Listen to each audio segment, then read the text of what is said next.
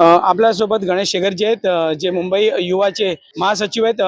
गणेशजी, काय सांगाल ज्या पद्धतीने आपण काँग्रेसमधून वॉर्ड क्रमांक 76 मधून निवडणूक लढवण्यासाठी इच्छुक आहात, फॉर्म घेण्यासाठी आलेला आहात? हा, मी वार्ड क्रमांक 76 मधनं इच्छुक आहे, कारण की ती ओबीसी झाली आहे. मी पण ते ओबीसी मध्ये मोडतो.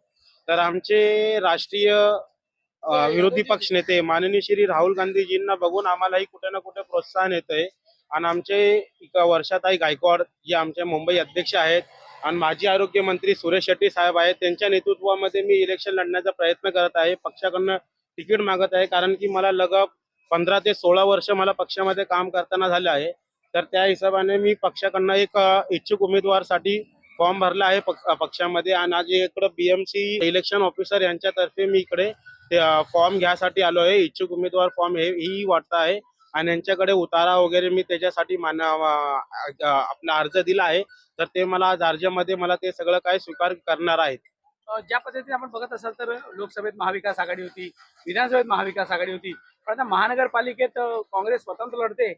याचा कुठेतरी मनात काय भीती आहे? नाही नाही नाही नाही, याच्याबद्दल मनात भीती नाही. याच्याबद्दल आम्हाला उत्सुकता आहे की आमचं जे आम्ही लोकसभामध्ये व आमदारकीमध्ये आम्ही जे महाविकास आघाडी बनून लढलोय, तर आता ते आम्ही प्रत्येक जागेवरती दुसऱ्यांचा सिम्बॉल, मशालचा सिम्बॉल, सेनाचा सिम्बॉल व महाविकास आघाडीतर्फे आम्ही चालवलेला आहे.